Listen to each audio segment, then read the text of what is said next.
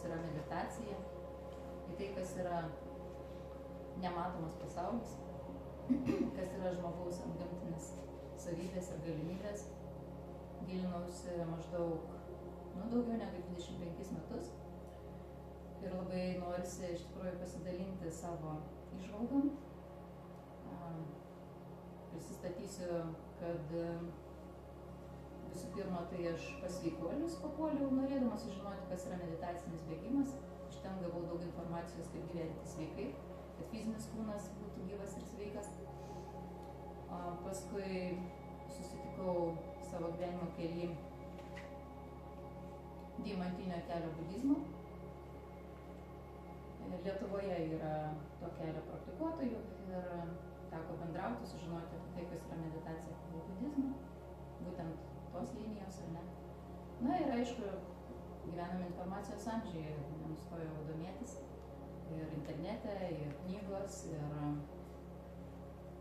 tokia organizacija kaip Vaišnavai. Taip pat daug papasakoja apie psichologiją, kaip reikia elgtis, kad tau būtų geras su aplinka, su artimais ir su tolimais žmonėm, kaip pačiam su savim būti. Vedų išmintį teko per juos pažinti. Paskaityti 5 svarbiausių pasaulio religijų šventraščius teko. Na ir daug meditavau, daug praktikavau asanų, pranajamų savo laiku. Dabar užsiimu daugiausiai tik tai meditaciją, asanomis mažiau. Labai prisižiūriu mitybą, prisižiūriu kvėpavimą. Labai keistas užsiėmimas, ar ne, prisižiūrėti kvėpavimą. Na, aš apie tai pakalbėsiu, kodėl tai yra reikalinga. Ir ne tik kvėpavimas, ne tik mityba, ne tik judėjimas, bet ir poilsis labai svarbu. Tai tuo metu, kai aš pradėjau domėtis visom tokiom nematerialiom idėjom, idėjom apie nemateriją, ar ne, mane pažinoję žmonės, jeigu dabar pamato, tuo metu prieš 25 metus, kaip aš dar tik pradėjau domėtis, mane matė ir dabar jeigu pamato, tai net pažįsta, nes pasikeitė viskas. Ne tik tai drabužių išvaizda pasikeitė, nes aš vaikščiau visą laiką juodais drabužiais apsirengus. Ne tik tai laikysena pasikeitė, veido išraiška pasikeitė kalba, pasikeitė manieros, mityba pasikeitė. Žodžiu, visa išvaizda, visi užsiėmimai pasikeitė, išskyrus menai liko, bet pasikeitė dienotvarkė, nes aš buvau pelėda, o pasidariau vyturiu, nes sužinojau, kad taip yra sveikiau psichikai. Bet to buvau lygų maišas, o dabar sugebu neuždususi užlipti į 5 aukštą. Tai yra didelis man pasiekimas, nes kai buvau 19, aš sustodavau 3 pailsėti. Na ir kai tau yra tik 19, dar net nėra 20, ir tu supranti, kad tu negali užlipti 5 aukštą nesustojęs, pailsėti 3. Pradėt galvoti, gal kažkas su manim negerai. Na ir ten buvo man daug visokių fizinių ligų, taip pat ir psichinių, tokių kaip depresija, netgi kleptomanijos apraiškų buvo, šizofrenijos ir ten dar kažkokių negerumų. Paranoja, prisimenu. Ir visi šitie dalykai man yra praeitis, dėl to, kad aš praktikavau jogą ir įvairias kitas dvasinės praktikas. Ir be vaistų atsikėliau iš depresijos guolio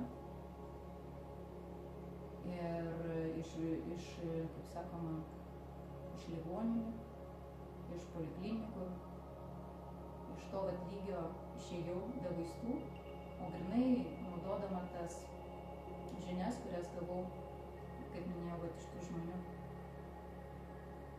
kuriuos sutikau savo kelyje. Ir palaipsniui gyvendama aš suprantu, kad tarsi buvo kažkoks vedimas, nes tai aš kažkokį sapną susapnuoju, kur man duoda kažkokią idėją apie tai, pavyzdžiui, kaip pasaulis surastas yra.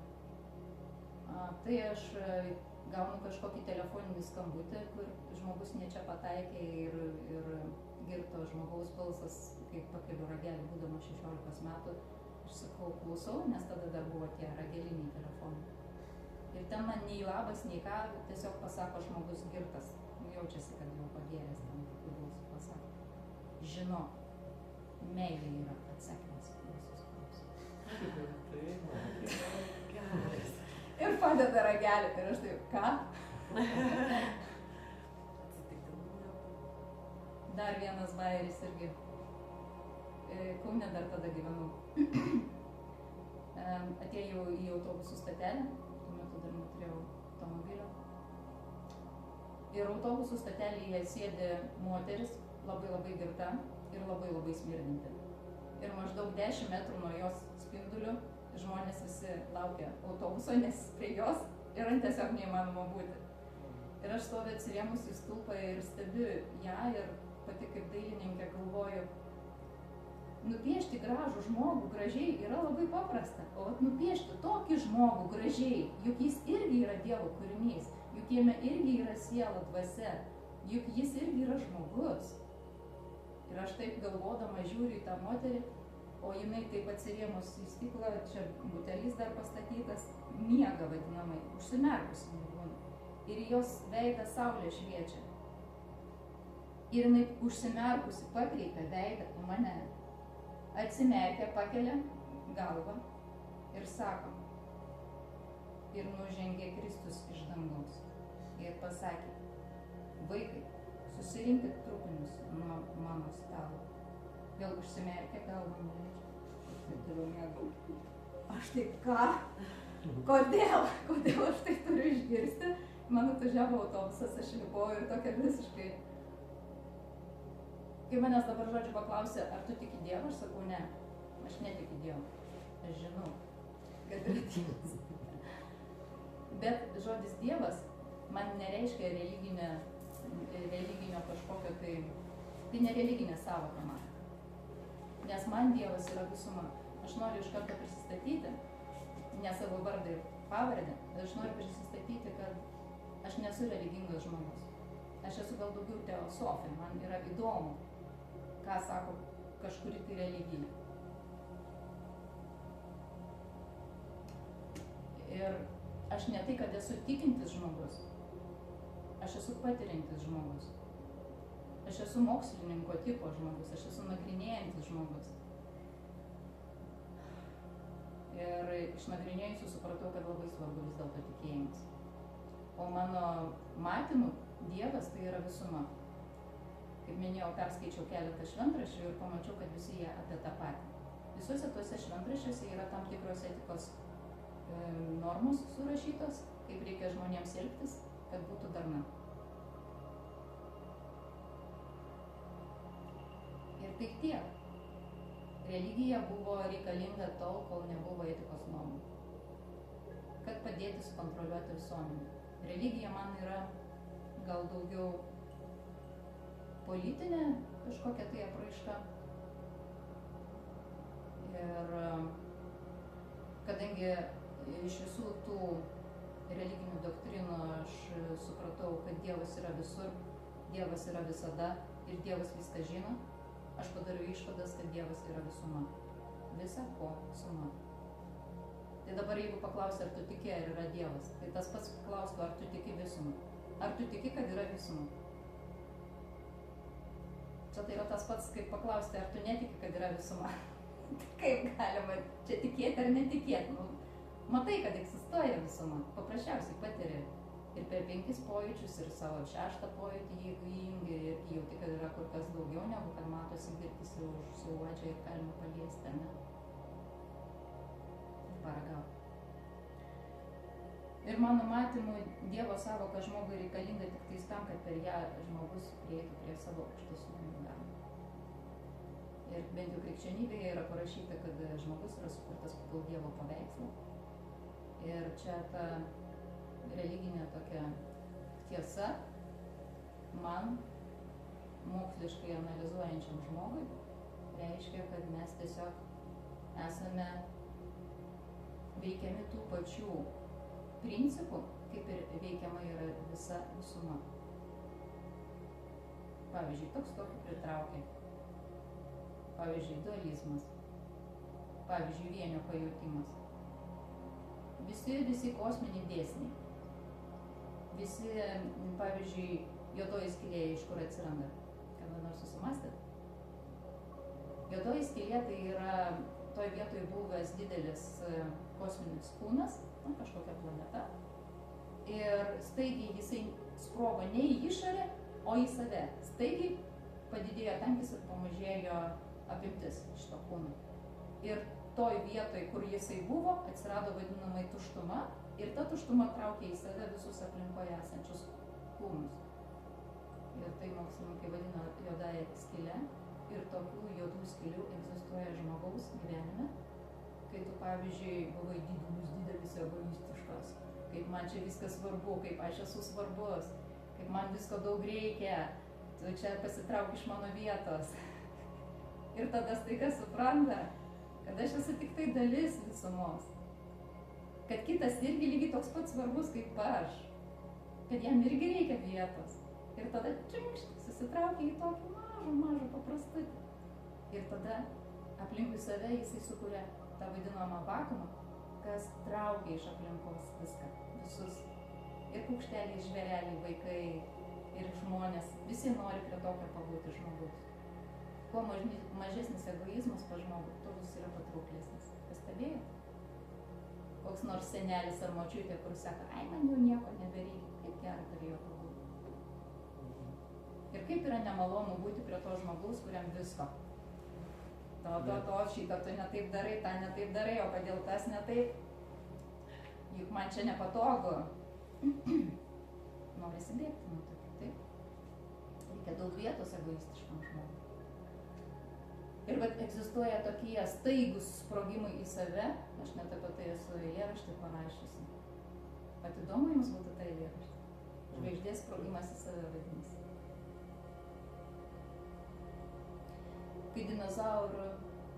Kai piramidės dinozaurų nugarų vėl jaudėsi spalvotom džiaugsmo salvėm, aš pagalvoju, gyvenu nerealiai gražiam pasauliu. Kai juoko bokštai tūtomis aukštyn ir jūros šilumos platin keliavo, kai aitvarai dangaus veržliai, bet nuostabiai švelniai siūbavo, aš supratau, kad viskas tu. Aš supratau, kad viskas tavo. Nuolankiai lenkt, žemai norėčiau mažą galvą savo ir apdainuot pasauliui, ką jaučiu, kaip sprogstu į save, kai jau žinau, kad viskas aš, kai jau žinau, kad viskas mano. Reiškia, ir tavo, ir mano yra vienas ir tas pats. Žodis tavo ir žodis mano, kai tu suvoki save kaip visumą, arba taip pat Einšteino formulė E = mc². Reiškia, kad kūnas įgavęs beribę masę įgauna šviesos greitį. Tai jeigu jogas susitapatina su visuma, jis gali keliauti erdvėje šviesos greičiu. Tadam! Štai ir pasakų visokie skraidomi kilimai. Joga man atsakė labai daug tokių ir klausimų atsakė, kodėl mes, pavyzdžiui, turime posakį laikyk liežuvį už dantų, arba netakoja iš lovos išlipęs.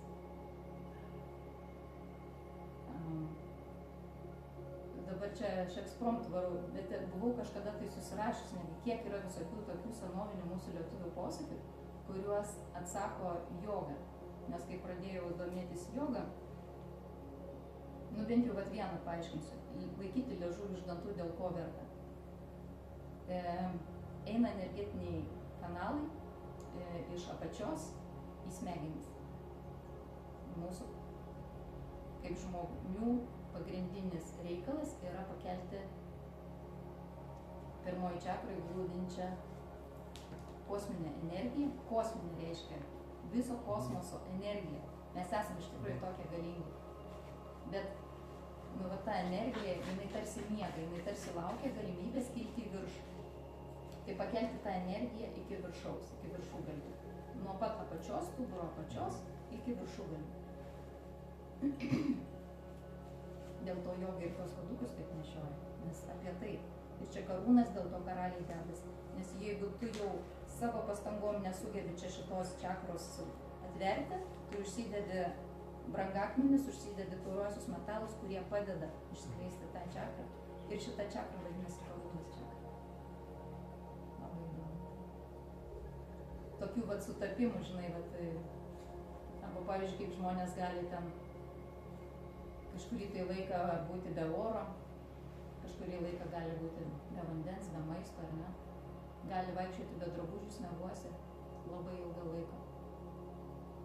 Ir visus šitus klausimus atsako joga. Bet šiandien tema yra, kaip turėti savo ramų protą. Ir pradėti reikėtų pamastyti apie savo poreikius. Štai čia aš esu surašiusi tokią poreikių grandinę piramidę. Čia matosi, kad žiūrėjau kameroje. Kodėl piramidė? Nes žemesnieji poreikiai yra fundamentas. Jų yra žymiai daugiau. Paskui yra aukštesnieji poreikiai, kurie negali būti tenkinami, jeigu žemesnieji yra nepatenkinti. Ir tik tai, kai patenkinti ir žemesnieji ir aukštesnieji, mes galime, sakykime, turime energijos siekti aukščiausių tikslų. Na ir jeigu nelabai gerai matosi, tai aš pasakysiu, kad žemesnieji poreikiai tai yra susijęs su saugumo jausmu. Saugumas fizinis visų pirma, na, kad tau negrėstų gyvybei kažkoks smurtas, ar ne? Pirma, antra čakros čionais veikia. Patenkinamos būna pirma, antra čakros ir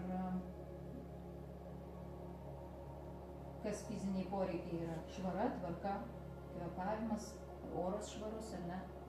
Bet aš iš Kauno, iš didmiesčio atvykau gyventi į Šventąją, į Pajūrį, kur tikrai oras labai skiriasi.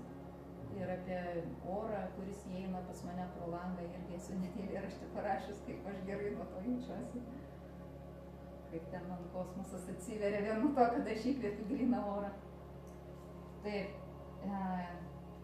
šiluma, taip, turi būti atitinkama, kad būtų mums patogu, komfortiška kūne.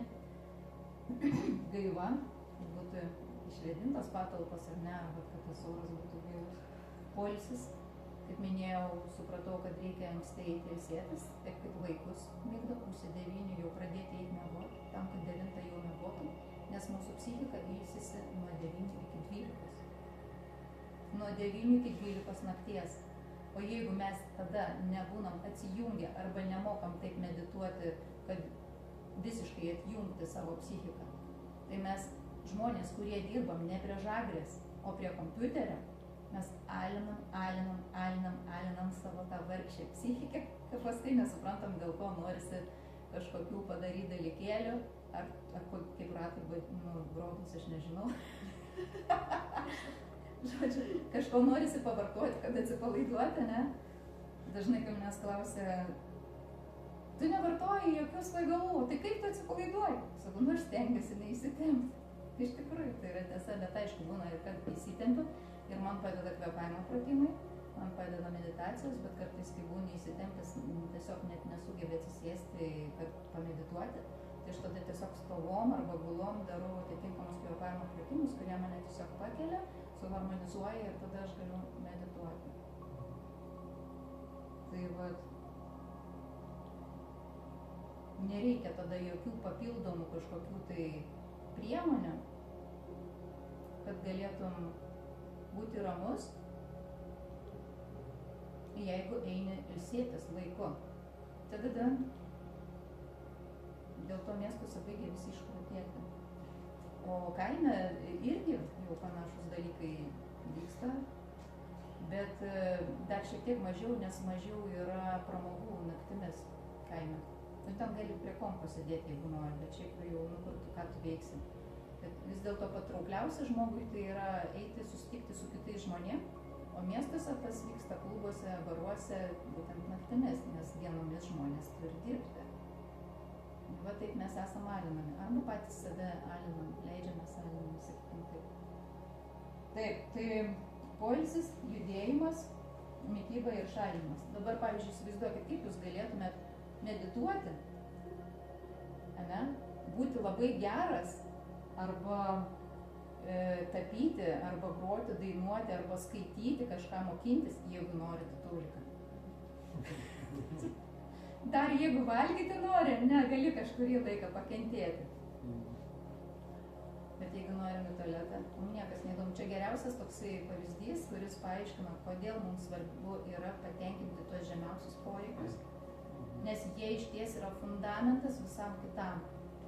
Ir kalbant apie pirmą, antrą čakrą, kurias kai kas, sakykime, nužemina ir nureikšmina, kai kurios ten, kai kurios religinės disciplinos, sakykime, ne? Tipo, reikia tai ignoruoti, nereikia to ignoruoti, reikia tai teisingai naudoti. Štai galėsim truputėlį ir apie tai pašnekėti, galbūt dar šį kartą. Jos yra reikalingos. Nu, viskas, kas yra reikalinga. Reikia tiesiog išmokti teisingai naudoti su to, kas yra.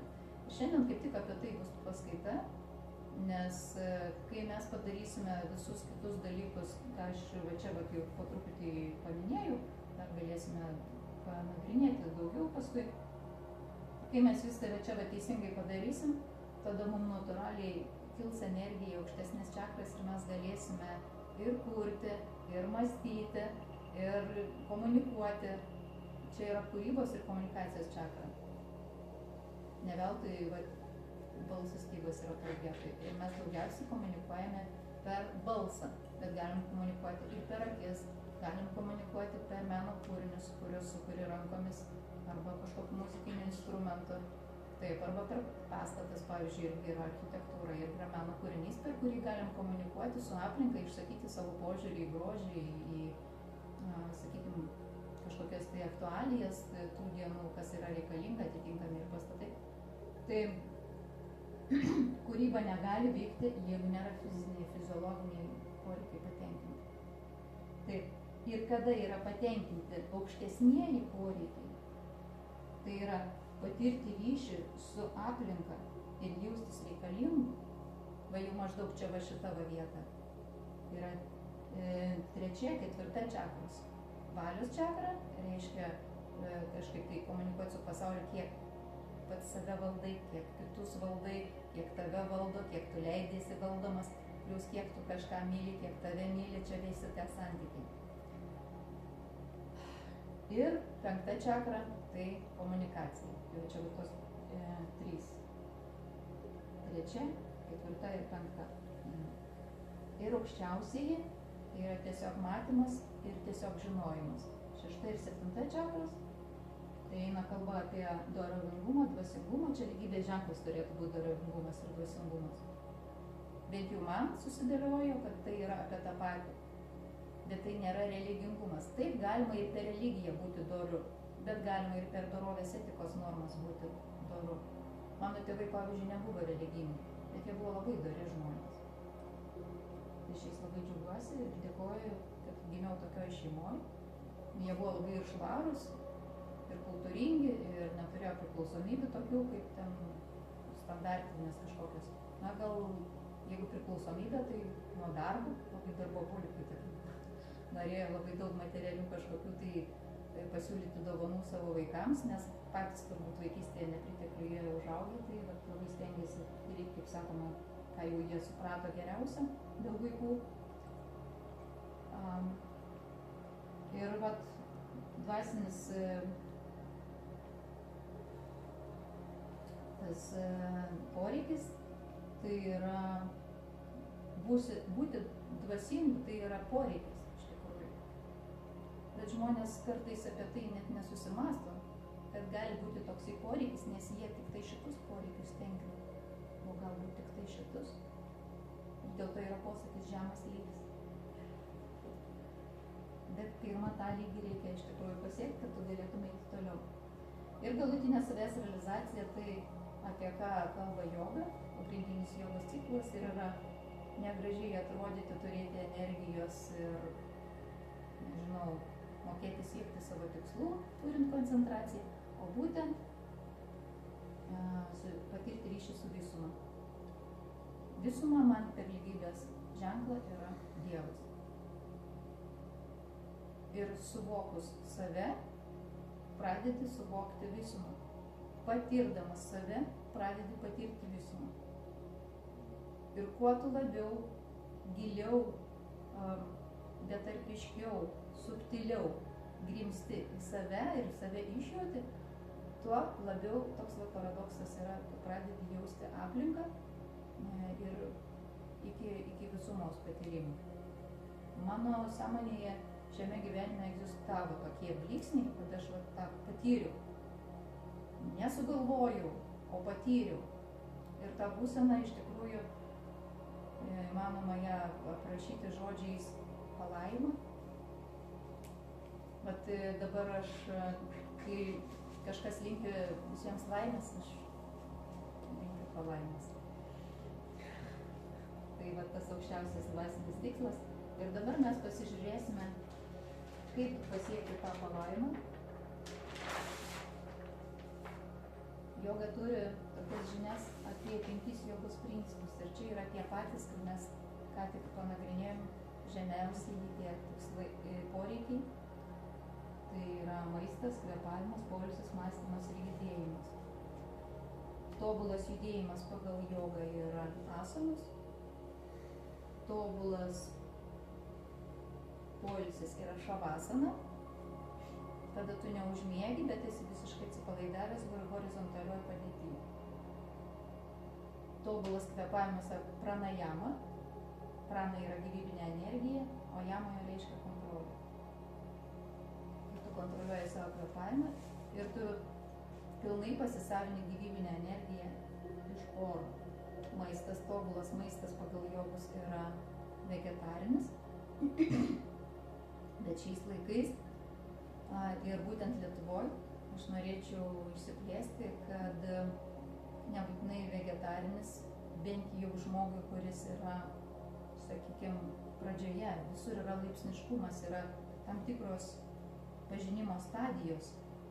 Jeigu yra pirmoji dar pakopai, pirmoji stadijoje žmogus, kai dar tik tais supranta, kad jisai nori kažko daugiau negu kad turi, tai jam visų pirma reikėtų išsiaiškinti, ar jam tinka būti vegetaru. Lietuvoje būtent tą skleidžiu žinią, todėl kad Lietuvoje yra žmonės labai sumaišyta energetika. Oi, ne energetika, genetika. Atsiprašau, ne tą žodį panaudoju. Genetika. Todėl kad Lietuvoje yra sumaišyti šiauriečiai su pietiečiais. Mes esame miksas, pastebėjote, kaip mes atrodom visi skirtingi. Vienas aukštas, kitas žemas, vienas tampus, kitas kūdas, vienas juodas, kitas šviesus, vienas rudom antiem, kitas žaliom, kitas mėlynom, kitas iš vis aišku kokiom, vieno plaukai garbanoti, kiti tiesis ir visur visokių miksų. Tarp viso to, ką aš išpasakojau, dar yra begalybė tų variantų ir tai yra lietuviai. Ir kodėl aš atskyriau šiauriečius nuo pietiečių? Pietiečių žarnynas yra ilgesnis, o šiauriečių trumpesnis. Šiauriečių žarnynas pritaikytas virškinti mėsą, panašiai kaip grobonė, kaip jie vadinasi, plėšriųjų gyvūnų.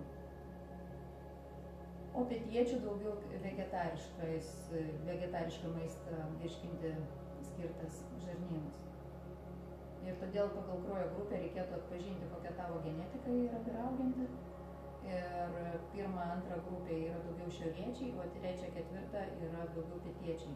Negaliu nieko pasakyti apie nulinę, nes kažkaip per daug nesidomėjau visom tom grupėm, aš tik tai svarbiausius sužinojau, kokia man yra man tinkanti mityba. man tinka būti vegetarė. Dar Lietuvoje apie mitybą ką noriu pasakyti, kad svarbiausia, bet ne tai, kad ten valgyti mėsą ar nevalgyti mėsos. Svarbiausia yra nevalgyti chemikalų. Tai vienas dalykas. O antras dalykas - suderinti maistą. Nevalgyti angliavandenių su baltymais. Reiškia, angliavandeniai dera su riebalais ir žalumynais, prieskoniniais visokiais. Angliavandeniai, ar ne? Nu, aš galėsiu paskui parodyti jums tokią suderinamumo lentelę, galėsim nusifotinti. Nu, čia aš dabar neturiu, biškai nenorėjau užsiplėsti. Bet, žodžiu, angliavandeniai yra visokios kruopos, visi saldūs dalykai ir bulvės ir kitokios daržovės. O baltymai yra visi ankštiniai, visi balti produktai. Na, aišku, miltai balti irgi balti būna, bet miltas natūraliai tai neauga ant medžio miltas, ar ne? Jis yra jau padarytas dalykas, tai. Bet riešutas yra natūraliai baltas, ar ne? Saulėgrąža yra natūraliai balta, pupelė yra. Tai gal pagal tą spalvą sunkiau atpažinti, tai aš pasakysiu, visi ankštiniai, visi riešutai, visos sėklos, išskyrus tas sėklas, kurias mes vadinam grūdais. Bet vėlgi lietuvių kalba mums labai leidžia atpažinti, kas yra kas.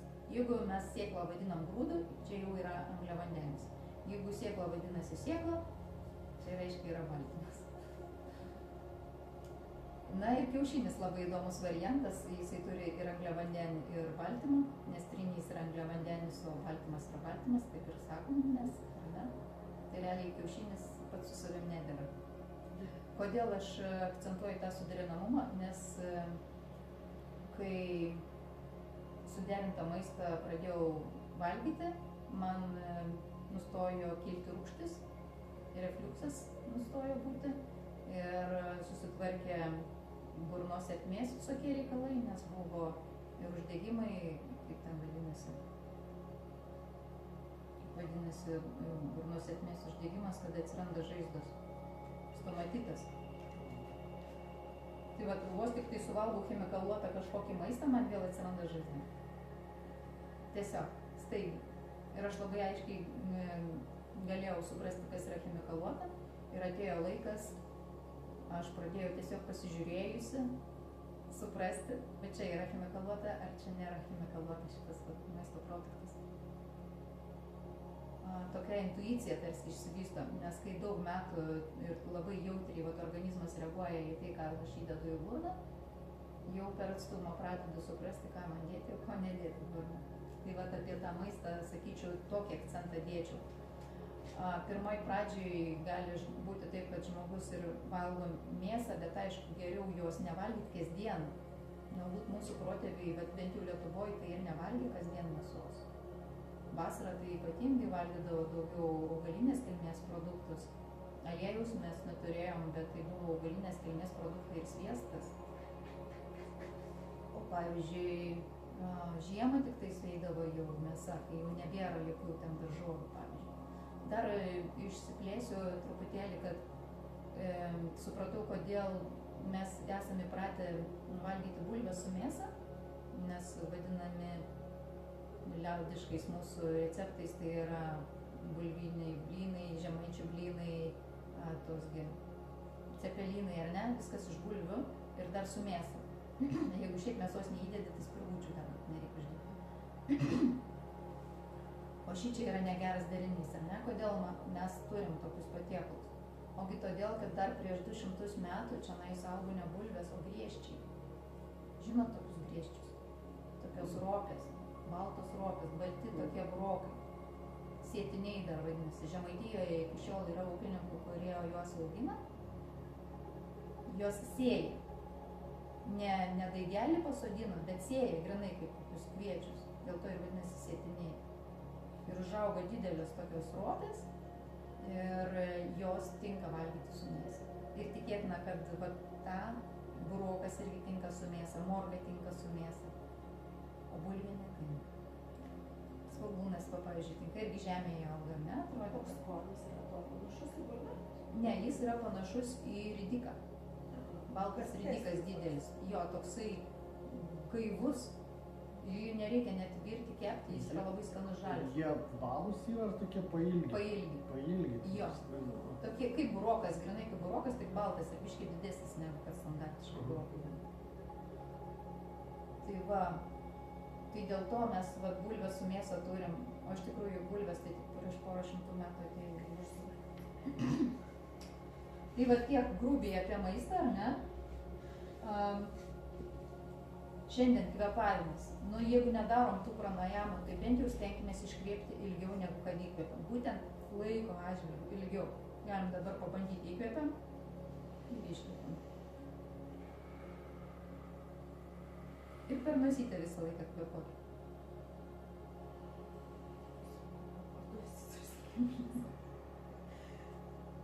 O jeigu, pavyzdžiui, taip nespecialiai kvėpuoti, galite pažiūrėti, kaip mes kvėpuojam, kiek ilgai mes iškvėpiam, o kiek ilgai įkvėpiam. Dažniausiai įkvėpinėjam ilgiau negu iškvėpinėjam. O sveikas kvėpavimas yra, kai iškvėpimas bent 2 kartus yra ilgesnis negu įkvėpimas. Ir kai bėgam, lygiai taip pat turi būti. Bent 2 kartus, gali būti ir 8. Ir tikrai taip gali būti.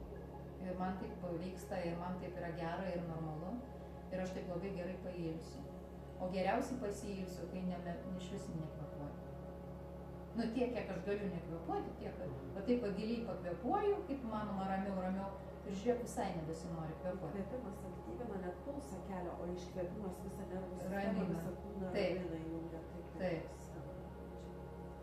Tai va, tai kvėpavimas, bent jau, kad būtų ilgesnis iškvėpimas, jau čia be didelių mokslų. Taip. Ir aišku, kai medituojame, tai pasidaro kvėpavimas taip, bent jau man taip aš pastebėjau, gal ne iš pradžių, kai medituodavau, nes aš tada ne kvėpavimą sekdavau, o tam tikras vizualizacijas mane mokino šitie budistai vizualizuoti vaizdinius. Tai ne į kvėpavimą buvau susitelkusi, bet per laiką, per kvėpavimą, žodžiu, supratau, kad nurimstant tiek protas, kad gali patirti tą visumą. Tai čia va truputėlį jau papasakoju apie tai, kas yra meditacija. Meditacija yra koncentracija į save arba koncentracija į klausimą, kas yra Dievas arba kas yra visuma. Ir atsisėdi vat su ta intencija, taip, užsiduodi klausimą, kas yra visuma. Ir protas meta, ką tu žinai, kas yra visuma, ir paskui jis taip ir išsijungia, nes jis nesugeba atriepti visumos. Protas tada išsijungia ir prote tada pasidaro tuštuma, tai ką vadina budistai tuštuma, o pojūtyje ir širdyje atsiranda visuma. Ir tada būna ta vadinama tokia palaimos būsena, euforija, kada toks laimingas esi, kad ant tiek nieko netrūksta, nes tu supranti, kad tu esi visumos dalis ir tu esi pati visuma ir dalis ir viso ko suma. Ir tu sugebi tai patirti. Ir tą visą pilnatvę, dėl to yra žodis pilnatvė, sugebi patirti. Kai tavo protas užduoda klausimą, kas yra visuma. Bent jau man padėjo važiuoti. Ir čia, kur niekas man tokių dalykų nepasakoja. Aš pati taip sugalvoju, man tai padėjo. Gal kažkam padeda gilus apmąstymas apie Dievą. Štai lotynų kalbos terminas meditacija reiškia gilus apmąstymas apie Dievą. Ir daro krikščionys rekolekcijas, daro meditacijas, jie turi tuos terminus ir naudoja. Tai yra dvasinė praktika, kuri padeda žmogui štai patirti tą būseną, apie kurią ką kalbėjau. Tai tobulas mąstymas pagal jogą yra meditacija. Bet jeigu mes nesugebam būti toj būsenai, toj visumos patirties būsenai, ar ne, kaip jau ten aukščiausias tas poreikis, tai patirti visumą, ar ne, jeigu mes nesugebam būti šitoj būsenai, tai bent jau dėkime akcentus ant pozityvių dalykų, ant tų, kurie mums patinka, o ne ant tų, kurie nepatinka. Ir tai yra irgi labai sunku padaryti. Tam reikia turėti jėgos. O tam, kad tu turėtum jėgos, turiu teisingai judėti, teisingai ilsėtis, teisingai maitintis, teisingai kvėpuoti. Dažniausiai aš ant 5 rankos pirštų šitą labai gražiai parodau, įvaizdinu. Tarkim, čia yra kvėpavimas, čia yra judėjimas, čia yra poilsis, čia yra mityba, taip, o čia yra mąstymas. Kai mąstymas yra liuks, visi šitie dalykai irgi pasidaro liuks. Kai mąstymas yra altruistinis, kai tu suvoki, kad egzistuoja visuma ir kad tu esi visuma, kad tas, kurį tu galvoji, kad jis yra atskiras, iš tikrųjų esi tu, viskas yra susiję kaip vienas bendras organizmas, tada tu pradedi norėti teisingai maitintis, teisingai kvėpuoti, teisingai judėti ir teisingai ilsėtis. Ir tavo fizinis kūnas pasidaro stiprus, tvirtas, turi daug energijos, ir mentalinis kūnas, ir tavo būna mąstymas liuks, dėl to mes turime šitą ženklą. Ir dėl to tavo energija kyla į viršų. Ir šitas pirštas simbolizuoja fizinę visą jėgą. Taip. O jeigu mąstymas yra down, energija down. Ir dėl to šitas ženklas reiškia blogai. Ir jeigu, pavyzdžiui, visi šitie būna blogai, mąstymas yra pasidaro. Ką mes galim, su kuo mes galim lengviausiai dirbti su visais šitais 4 dalykėliais? Mąstymą pakeisti yra sunkiausia. Bet kai mes būsim pailsėję, bent jau ne medituotume, kad visą parą, ne, ir negulėtume šavasanui, bet nors nueikime laiku miegoti. Tada, kada mums patogu ilsėtis mūsų sąmonėje, ne? Jau vien tai, jeigu padarytume, kiek energijos atsiranda. Jeigu sugebėtume su savo švaresniu tokiu protu, kuris yra pailsėjęs, atsirinkti, ką mes norime valgyti, kada mes turime judėti ir kaip mes turime judėti, kaip mes galime kvėpuoti, tai mums ir vėl tas mąstymas sudarys liuks.